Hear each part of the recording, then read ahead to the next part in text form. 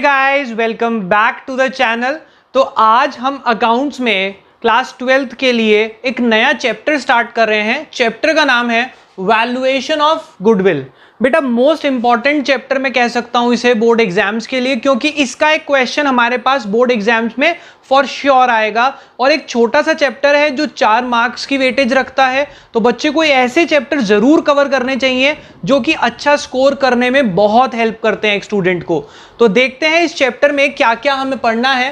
पहली बात तो वैल्यूएशन ऑफ गुडविल का मतलब क्या होता है बेटा। गुडविल आप सब जानते हैं, आपने क्लास 11th में पढ़ा है। गुडविल का मतलब होता है reputation of the firm in the market. Market में फर्म की गुडविल यानी कि रेपुटेशन की कितनी वैल्यू है। आपने पढ़ा होगा कुछ फर्म्स, अगर मैं बात करूं रिलायंस की, वो कहती है हमारे इतने 1000 करोड़ की वैल्यूएशन है गुडविल की।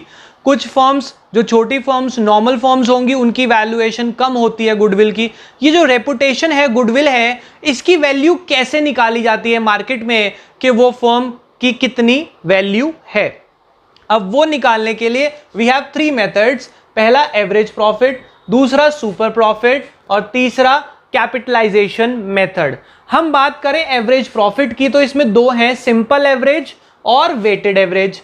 फिर आता है सुपर प्रॉफिट, इसका एक ही मेथड है। फिर आता है कैपिटलाइजेशन मेथड जिसमें 2 हैं, capitalisation of average profit and capitalisation of super profit. तो मैंने कोशिश करी है कि पूरे चैप्टर को जो जो टॉपिक हमने कवर करने हैं वो सब यहीं लिख दिए।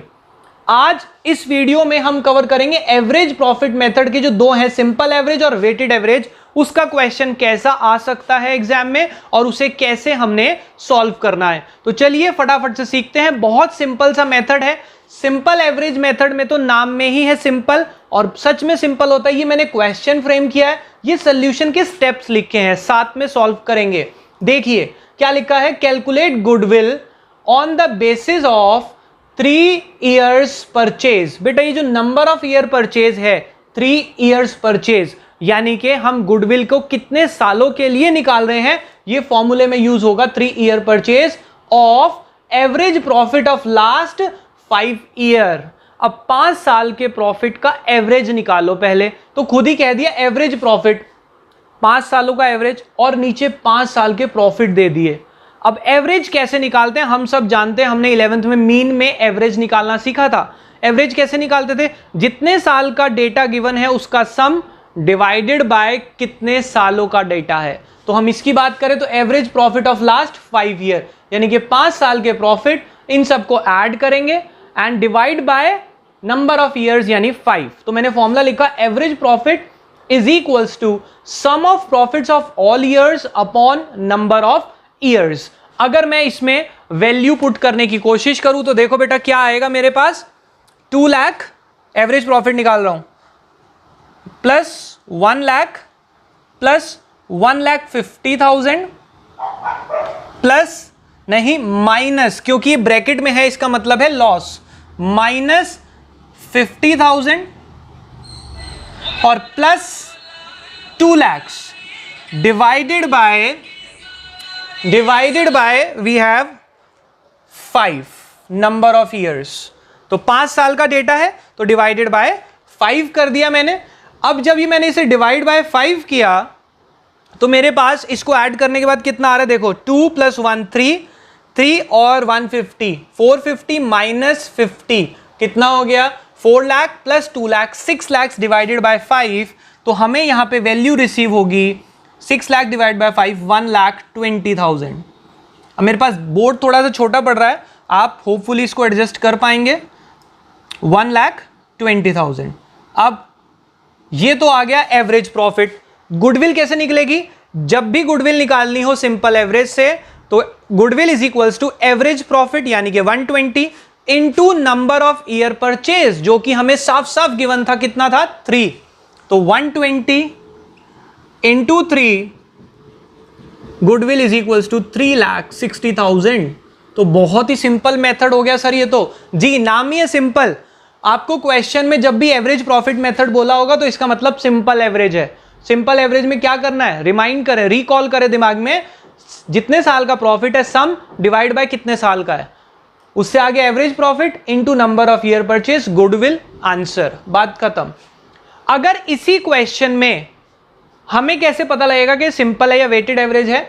अगर इसी सेम क्वेश्चन में आपको ऐसा लिख दिया, मैंने लिख दिया यहां पे सेम क्वेश्चन, वेट्स असाइंड वर, वेट दे दिए आपको 1 2 3 4 5 रिस्पेक्टिवली, यानी कि 5 साल का प्रॉफिट और 5 साल के वेट दे दिए, तो ये वेटेड एवरेज से सॉल्व होगा। अब वेटेड एवरेज से कैसे सॉल्व होगा सेम क्वेश्चन, ध्यान से देखते हैं। हमारे पास वेट्स आ गए, इसके सॉल्यूशन के लिए पहले आपको ईयर्स लिखने पड़ेंगे। ये थे क्वेश्चन में 31 मार्च 16 17 18 19 20, उसके प्रॉफिट लिख दिए मैंने 2 लाख 1 लाख 150 50 2 लाख। वेट्स लिख लेता हूं, वेट्स कितने हैं 1 2 3 4 एंड 5। इसके बाद हम इसका निकालेंगे product, product means profit into wait. 2 lakh, इसका भी 2 लाख, इसका 4,50,000, इसका 2 लाख, 2 लाख का लॉस क्योंकि ब्रैकेट में है लॉस, और इसका हो गया कितना 10 लाख। अब इसका टोटल करते हैं हम। जब इसका टोटल किया हमने, वी गेट 16,50,000।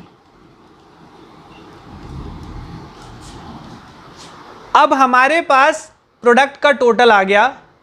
अब हमें एवरेज प्रॉफिट की बजाय क्या निकालना है, वेटेड एवरेज प्रॉफिट। फॉर्मूला होता है sigma product upon sigma wait.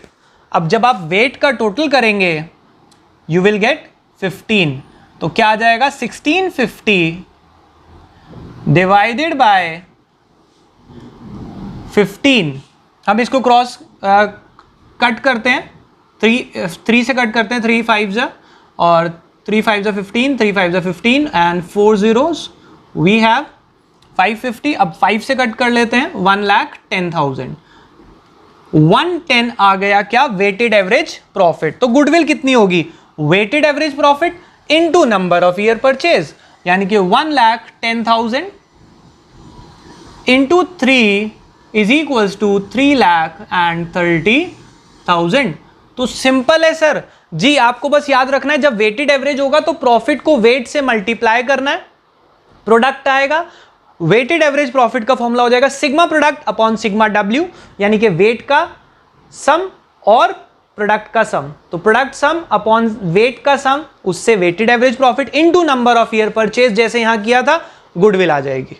इसके बाद इस चैप्टर में कुछ एडजस्टमेंट्स आती हैं, जैसे हमने क्लास 11th में फाइनेंशियल स्टेटमेंट में कुछ एडजस्टमेंट पढ़ी थी, पर इसमें इतनी सारी नहीं है तो डरने की जरूरत नहीं है। वी हैव ओनली 6 एडजस्टमेंट्स, बहुत सिंपल एडजस्टमेंट है जो कि हम डिस्कस करेंगे नेक्स्ट वीडियो में। होपफुली ये वीडियो आपको समझ आई होगी, अगर कोई डाउट होगा प्लीज बताइएगा। बाकी करते हैं नेक्स्ट क्लास में, अभी के लिए बाय बाय।